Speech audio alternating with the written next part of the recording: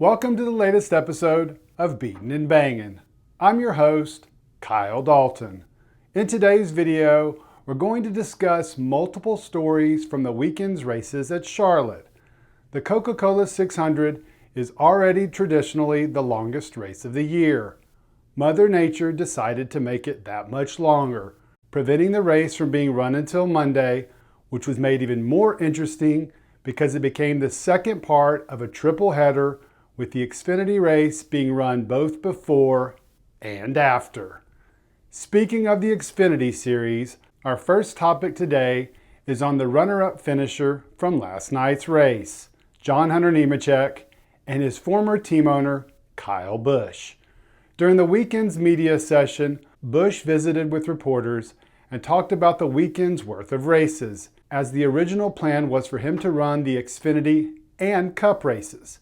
He ultimately backed out of the Xfinity event to focus on the Cup's crown jewel. During that conversation with the media, one reporter asked Busch what he thought about John Hunter Nemechek and his career journey, and what he thought it would take for him to make it back to the Cup Series, where he raced for one full-time season in 2020. The two-time Cup Series champion offered a harsh but honest answer. Kind of knew where you were going. This isn't to be mean or rude or a bad word, but he needs $6 million and he'll be in a JGR Cup car next year. That's all he needs. It's not a success game anymore. It's a money game. So if he can find the cash, then there will be a seat for him, I'm pretty sure. You can always count on Rowdy not to sugarcoat what's on his mind. While everything he says is true, it's still alarming to hear it put so succinctly. Everyone is holding out hope that the upcoming television contract will increase revenue for the teams and they will be less dependent on sponsor dollars going forward. Translation: the best drivers in the world will get the best rides, not the ones with the most sponsorship dollars. Moving on to a less serious subject, and one that was a lot of fun on Saturday. If you missed the Xfinity Series race broadcast on Saturday, you missed a doozy. Yes, it's true the race never happened on that day, but Fox's coverage continued. And guess who was in charge of filling all that time? The drivers. That's right, this weekend's Xfinity Series race was the drivers-only broadcast, and numerous drivers were in charge of talking about anything and everything. And they did. The star of the show turned out to be Austin Cindric and his goofiness, which was perfect, as he and Tyler Reddick worked as pit reporters and asked drivers a variety of questions, including their favorite snacks during rain delays. But undoubtedly the highlight of the day was what happened to Kevin Harvick in his final drivers-only broadcast. Fox came prepared with a pre-scripted graduation package that included Joey Logano presenting Harvick with a diploma for graduating to a full-time broadcaster next season, and Ryan Blaney placing a graduation cap on the less than enthusiastic recipient. But it's what happened after that that had everyone talking. That's because Fox's Shannon Spake asked Harvick to go back in time and recall some of the things he did in the past during rain delays. The future Hall of Famer didn't disappoint.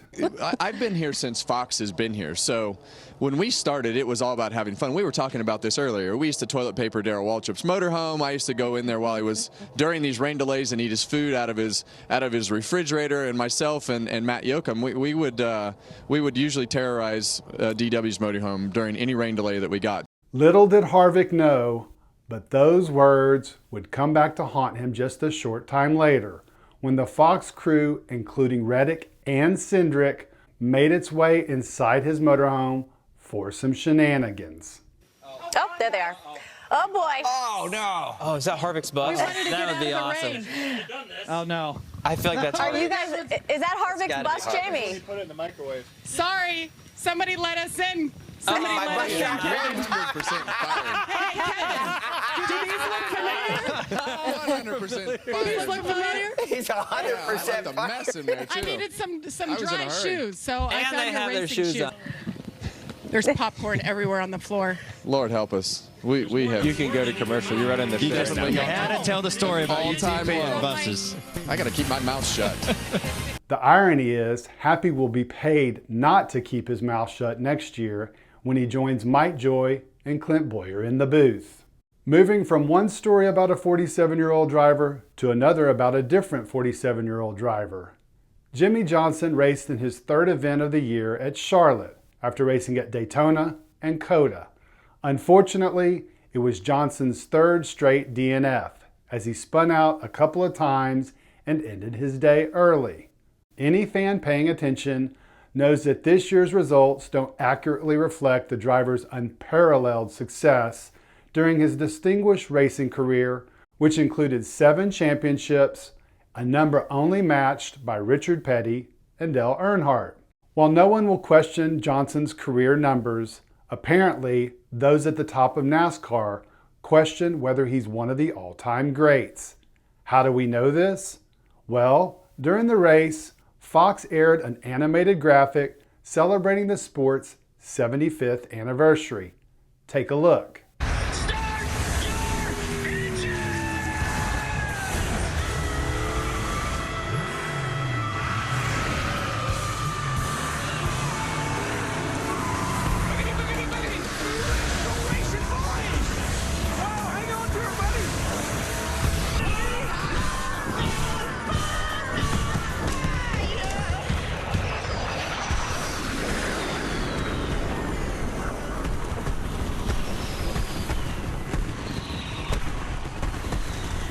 Did you notice the Mount Rushmore at the end?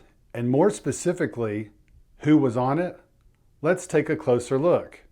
That's Richard Petty's number 43 on the left, David Pearson and the number 21, the number 3 of Dell, and the number 24 of Jeff Gordon? Notice who's absent? It's odd enough to exclude Johnson, but it's made even stranger to have his former Hendrick Motorsports teammate with 3 fewer titles included instead. And finally, we couldn't talk about the weekend without discussing a few things about the race itself. First, it was nice to see Ryan Blaney snap his 59-race winless streak. His emotional post-race interview showed just how much the win meant to him. Speaking of emotions, they were running high in the 600-mile race as confirmed by a couple of conflicts. The first and most publicized was the incident between Chase Elliott and Denny Hamlin. The two drivers have a history dating back to Martinsville in 2017, when Hamlin dumped Elliott, but the thought was they had moved past it. Then Monday happened, and there's no way around it. It was ugly. My initial thought when I saw it was Bubba Wallace at Las Vegas last year with Kyle Larson. It was another Speedway Motorsports mile-and-a-half track, and ironically, it was Wallace who felt Kyle Larson ran him high into the wall and responded by turning left and hooking the number 5 car. It was an eerily similar situation at Charlotte with the tables reversed, and the HMS driver feeling victimized by how the Joe Gibbs racing car had raced against him, and the final straw was the number 11 in Elliott's eyes running him up the track. Elliott responded by turning hard left and hooking Hamlin, who went hard into the outside wall. After the incident, both drivers addressed the situation, with Chase insisting there was no retaliation. Hamlin, however, followed it up a little later in the day by sharing the SMT data from the incident on Twitter. Based on that alone, it's hard to believe Elliott's defense. But that was the first of 2 conflicts. The other involved Wallace, who got into a confrontation with Eric Almirola during a rain delay, which included the Stewart-Haas racing driver shoving the number 23 driver before a NASCAR official intervened. After the race, both drivers offered differing perspectives on what happened. What's notable is it's the second time in as many weeks for Wallace to be called out for flipping the bird. Last week, as discussed on this channel, he did it during his post-race interview at North Wilkesboro. Unsurprisingly, on his podcast, Hamlin had plenty to say about the incident with Elliott, but also addressed what happened with Wallace and Almirola, calling his driver's behavior childish and saying it detracts from his on-track performance. And he's right. Wallace is currently on the best run in his Cup Series career, with 3 consecutive top 5 results. And that's not including his runner-up last weekend during the All-Star race. But unfortunately, no one is talking about that, and instead focusing on his shooting the bird. What did you think of the Wallace and Almirola incident? Do you think Wallace needs to cut back on his middle finger usage?